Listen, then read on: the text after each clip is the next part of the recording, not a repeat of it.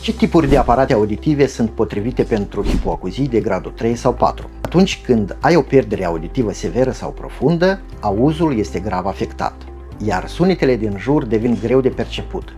De aceea, este esențial să folosești aparate auditive cu putere mare de amplificare și procesare avansată a sunetului, capabile să redea cât mai clar vocea și să reducă zgomotele de fundal. În continuare vă prezentăm Bicore BHP. Este un aparat auditiv retro-auricular high power din seria Bicore de la Rexton, proiectat special pentru persoanele cu pierderi auditive severe și profunde.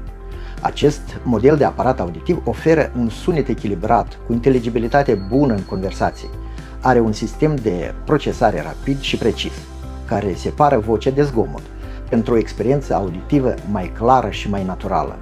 Poți regla volumul și programele direct de pe telefon, discret și rapid, având conectivitate cu aplicația Rexton.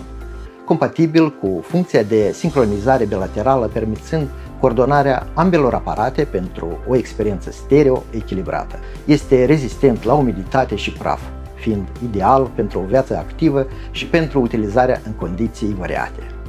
Programează o consultație la AcustMed și descoperă ce aparat auditiv ți se potrivește cel mai bine.